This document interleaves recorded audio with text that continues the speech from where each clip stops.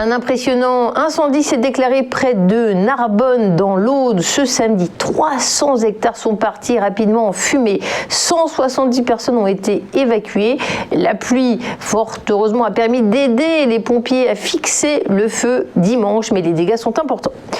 Dégâts également du côté de la Toile. Une attaque par rançongiciel a provoqué la fermeture de 800 magasins d'une ancienne suédoise de supermarché. Eh bien, ce long week-end des festivités du 4 juillet aurait pu mieux commencer aux États-Unis puisque cette société Kaseya, qui édite des logiciels de gestion du réseau informatique pour les entreprises, a annoncé être victime d'une cyberattaque sophistiquée et ça se propage partout dans le monde. Kaseya a demandé à quelques 40 000 clients de déconnecter immédiatement le logiciel VSA, mais une quarantaine de ces clients étaient tout de même affectés dès le premier jour. Plus de 1000 entreprises, elles-mêmes clients de cette quarantaine de sociétés, risquent maintenant d'être victimes de tentatives d'extorsion.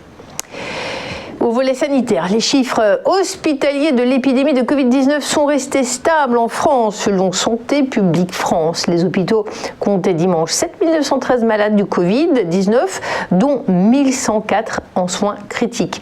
Au cours des dernières 24 heures, 41 malades sont entrés à l'hôpital. Globalement, eh bien, ce sont 36,2% de la population qui sont vaccinés. François Bayrou, le centriste, s'est positionné ce week-end en faveur de la vaccination obligatoire contre le Covid-19. La cour d'honneur du Palais des Papes ouvre le bal du Festival d'Avignon. C'est l'un des moments forts de la 75e édition de l'événement qui débute ce lundi soir.